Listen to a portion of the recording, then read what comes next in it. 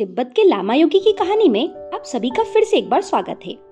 तिब्बती योगात्मा जब 10 घंटे के एक विशेष धार्मिक और आध्यात्मिक कार्य को संपन्न करके वापस लौटी तो भवानंद के शरीर को न पाकर उसकी स्थिति मणिविहीन सर्प के जैसी हो गई। कई दिनों तक वो उसे खोजती रही और जब उसे ये ज्ञात हुआ कि भवानंद को मृत समझकर जल समाधि दे दी गई है तो उसकी स्थिति ऐसी हो गई जिसे बताया नहीं जा सकता। और उसी स्थिति में एक दिन वो मुझसे मिली। पहले करुण दृष्टि से मेरी ओर एक बार देखा और फिर अवरुद्ध कंठ से बोली, अब मैं कहाँ जाऊँ? कोई आश्रय नहीं रह गया मेरे पास। दीर्घ काल तक अब मुझे बिना शरीर के ही भटकना पड़ेगा। अब तुम ही कोई मार्ग निर्देशित कर सकते हो। मेरी तो अब कुछ समझ में नहीं आता। मैं मौन रहा, कुछ ना बोला गया मुझसे। मैं सोचने लगा, भला मैं क्या कर सकता हूँ इस तिब्बती योगात्मा के लिए। योगात्मा स्वयं बोली, किसी की मृत काया में प्रवेश करने का तो अब कोई प्रश्न ही नहीं है।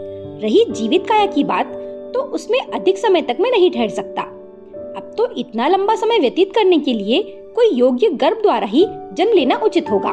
मैंने पूछा, लेकिन इतना शीघ्र योग्य गर्भ उपलब्ध कहाँ होगा? आपको प्रतीक्षा करनी होगी और जब तक आपकी प्रतीक्षा पूरी नहीं हो जाती तब तक आप समय समय पर जीवित परकाया प्रवेश कर अपनी कामना और लालसा आदि को पूर्ण करते रहिए और साथ ही मुझसे संपर्क भी बनाए रखिएगा। संभवतः मैं इस दिशा में कोई सहायता कर सकूं। पूरे 5 साल ऐसे ही व्यतीत हो गए। इस अवधि में उस योगात्मा ने कभी किसी के और कभी किसी के जीवित शरीर में प्रवेश कर अपना मनोवांछित कार्य पूर्ण किया। संयोग ही कहा जाएगा कि मेरे प्रयास से योग्य गर्भ की व्यवस्था हो गई और यथा समय उसने एक बालक के रूप में संसार में जन्म लिया। जन्म के समय एक रुपहला प्रकाश फैल गया था वातावरण में। वो बालक इस समय 36-37 वर्ष का प्रौढ़ युवक है, लेकिन वो अपने विषय में कुछ नहीं जानता।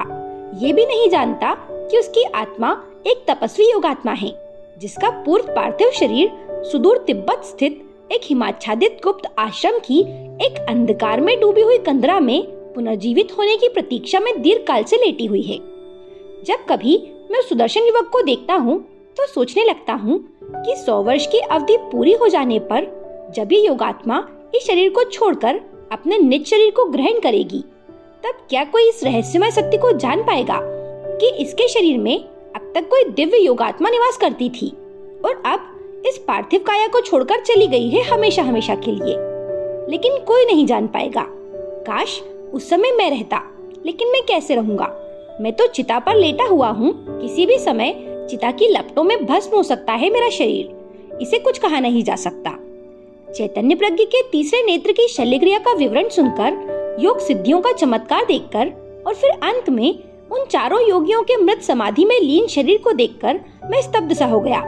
उसी समय महात्मा चैतन्य प्रज्ञ का गंभीर स्वर सुनाई दिया मुझे। वे कह रहे थे, तुम एक पथभ्रष्ट योगी हो। अपने पिछले 16 जन्मों के साधना संस्कारों के कारण अपनी आध्यात्मिक जिज्ञासाओं के समाधान के लिए बाल्यावस्था से ही भटक रहे हो। लेकिन जिस कारण के फलस्वरूप तुम पथभ्रष्ट हुए हो, उसका भी परिणाम इसी जन्म में भोगना पड़ेगा तुम्हें। इस संसार में तुम्हारे लिए कुछ भी नहीं है सिवाय उस परिणाम को भोगने के। सब कुछ रहते हुए भी जीवन का कोई सुख और कोई आनंद उपलब्ध नहीं होगा और ना तो उपलब्ध होगी तुमको शांति। ये सुनकर मैं चौंक पड़ा। सिर घुमाकर दीपरत्न की ओर देखा। वे संभवतः मेरे मन के भाव को समझ गए। धीरे से बोले, आपके लिए ही ये सब कुछ कहा जा रहा है। अरे मेरे लिए? आश्चर्यचकित होकर मैं बोल पड़ा। तभी दीपरत्न ने कहा, हाँ, कहने की आवश्यकता नहीं कि उस परम दिव्य पुरुष की वाणी के एक एक अक्षर सत्य सिद्ध हुए मेरे जीवन में। इस समय जीवन की लंबी यात्रा से थका हुआ मृत्यु के तट पर अवश्य खड़ा हूँ मैं। किसी भी समय और किसी भी क्षण उसकी कोई भी लहर बहाकर ले जाएगी मुझे मृत्यु की गोद में। सचमुच जीवन की लंबी यात्रा में न कोई सुख मिला, न कोई आनंद मिला और न तो किसी प्रकार की शांति मिली। हाँ, ये सत्य है कि तन को सुख न मिला हो, मन को शांति ना मिली हो और आत्मा को आनंद ना मिला हो। लेकिन जीवन की लंबी यात्रा में जो आध्यात्मिक लाभ हुआ, उसके सामने समस्त भौतिकोपलब्धि व्यर्थ है। सायंकाल का समय हो गया था। बर्फ गिरने लगी थी। मेरा मन थोड़ा खराब सा हो रहा था, इसलिए मैं बाहर निकलकर बैठ गया। थोड़ी देर के बाद दीपरत्न को भेजकर महात्मा ने बुलाया मुझे और जब उनके सम्मुख पहुंचा तो अपने आसन पर ध्यानस्थ बैठे थे वो। मेरी उपस्थिति का आभास लग गया था उन्हें। धीरे धीरे उन्होंने नेत्र खोले, मुझे सामने देखकर पहले हल्के से मुस्कुराए, फिर बोले, मेरे परकाया प्रवेश की कथा बड़ी लंबी है, समझ ले 180 वर्ष की दीर्घ इतिहास है वो। यदि पूरा सुनाऊंगा तो एक बहुत बड़ा ग्रंथ तैयार हो जाएगा, इसलिए संक्षिप्त में ही उसकी चर्चा करूंगा। सर्वप्रथम मुझे भौतिक सुखों की उपलब्धि करनी थी, इसलिए एक दिन परम समाधि की अवस्था में मैंने सूक्ष्म शरीर का आश्रय लेकर पार्थिव शरीर का त्याग कर दिया। अपने अनुकूल और योग्य मृत शरीर की खोज में भ्रमण करता हुआ एक ऐसे महानगर में जा पहुंचा जो समुद्र तट पर बसा हुआ था। बाद में पता चला कि उस महानगर का नाम मुंबई है। मैं अपने उद्देश्य की सिद्धि के लिए नगर भ्रमण करता रहा। एक दिन मेरी दृष्टि सहसा एक मारवाड़ी धनी सेठ पर पड़ी। अंतरचक्षु से ज्ञात हुआ कि उसकी मृत्यु सन्निकट है। भौतिक सुख को चरम पराकाष्ठा तक भोगना चाहता था मैं। उसके लिए ऐसा अवसर कहाँ मिलने वाला था मुझे। मैं सेठ के पीछे लग गया। नगर के बाहर समुद्र तट पर सेठ का भव्य महल नुमा मकान था। मकान के चारों ओर बाग बगीचे थे, सामने फव्वारा था और था बड़ा सा लोहे का गेट।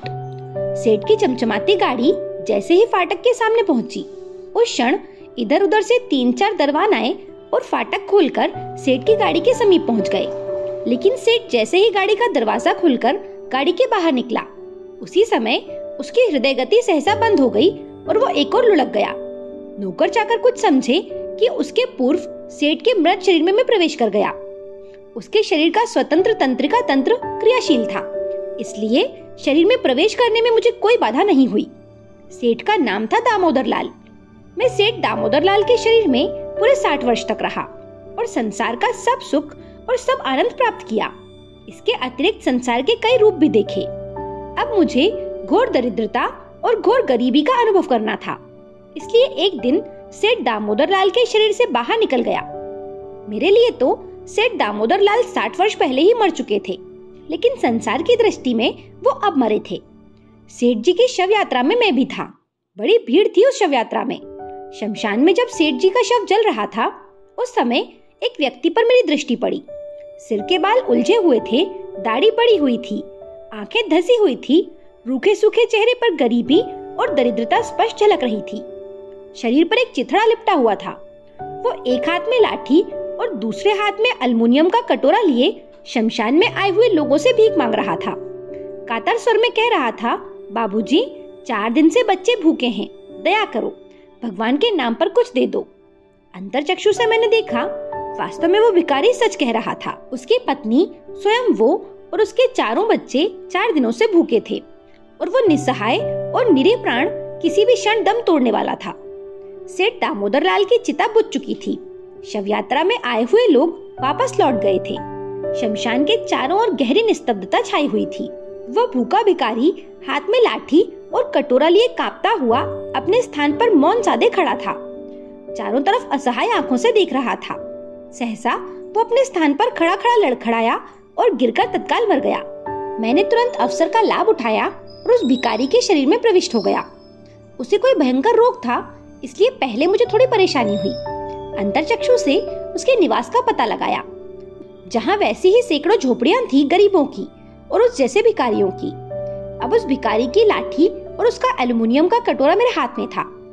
उस भिखारी का शरीर रोगग्रस्त और अत्यंत जर्जर था, इसलिए उसके शरीर में 10 वर्ष से अधिक न रह सका मैं। लेकिन उन 10 वर्षों में गरीबी और अभाव का असली और वास्तविक रूप देख लिया मैंने। उसके भौतिक ज्ञान से एक रिक्त पात्र भर गया मेरा। अब मेरी आत्मा पुनः स्वतंत्र हो गई थी।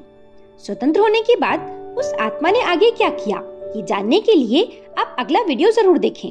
मेरे साथ बने रहने के लिए आप सभी का धन्यवाद।